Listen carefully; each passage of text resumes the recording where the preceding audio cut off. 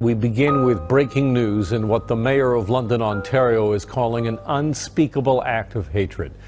Police say a man drove his pickup truck at high speed onto a sidewalk and into a Muslim family who were out for a Sunday evening walk. 4 were killed. A 5th remains in hospital tonight.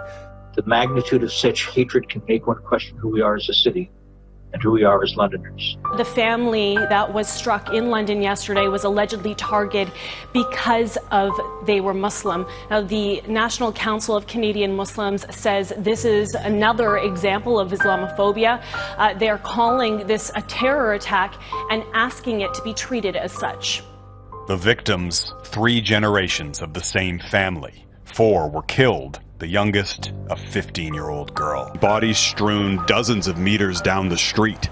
None of them were moving except for the youngest, Fayez Afzal, just 9 years old.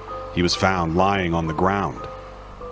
Crying, where's my family? I want my family. My leg hurts, my hand hurts. We told him there was people helping his family, and that, you know, he had to go to the hospital, and just I told him to keep his head down, and we were trying to make sure he didn't see his family.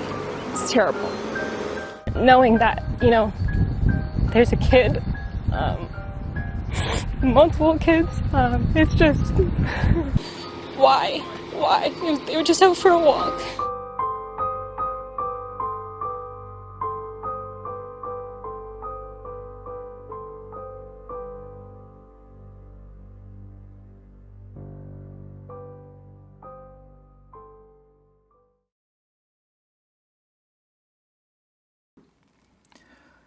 I remember the moment I heard the news of the act of hatred that took the lives of these 4 individuals, these 4 family members who were taking a walk along the side of the road. I heard that there was a young man who ran his truck over this family because they appeared to be Muslim. My identity as a Muslim is the Muslim community. And when a hate crime happens, you lose yourself.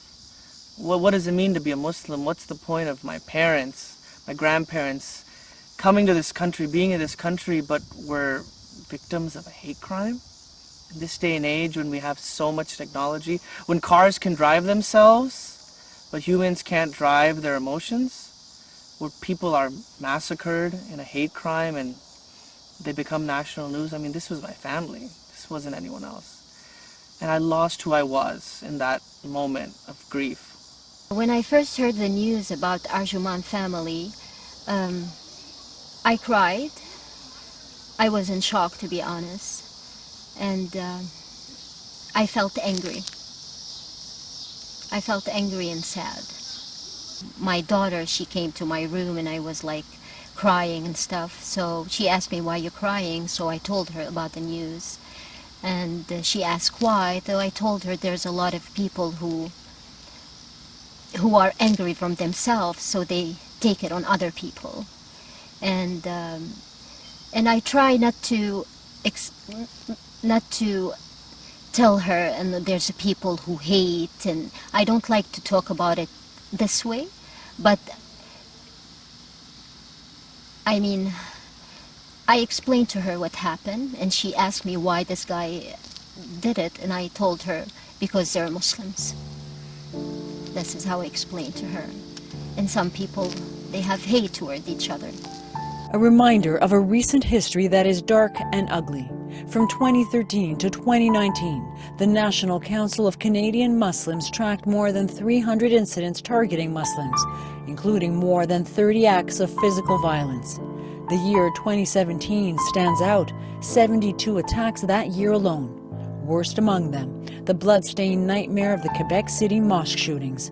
In a community still recovering from the murders of 6 men there, leaders say today's news pierced their hearts. This killing was no accident.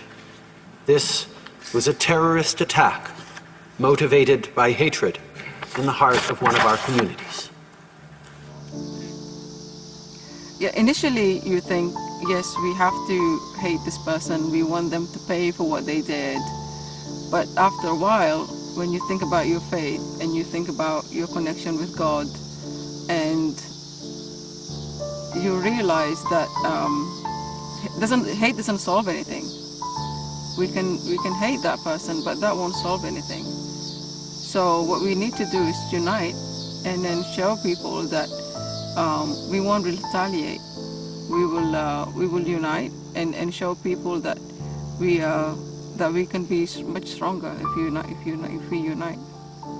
This individual who perpetrated the crime, and I don't believe in saying his name, but he was a product of fear. He was a product of hatred, the lack of empathy, the lack of compassion, the lack of love. And in my mom's words, she just felt sorry for the kid, because he's a kid, he's 20. She said that he was deprived of love, maybe. Not having that sense of hate has a sense of calmness within us. We are not angered. We do not want to go and hurt him. As an imam, I'm oftentimes in the position of explaining tragedy, helping individuals or the community as a whole grieve, face trials and tribulations of all kinds. When I think about Arjumananti's nephew, that regardless of all of the death and whatnot we see, this is a child that has his whole life ahead of him that is now irrevocably scarred, and we have a moral obligation to help him through this because he's part of our family too.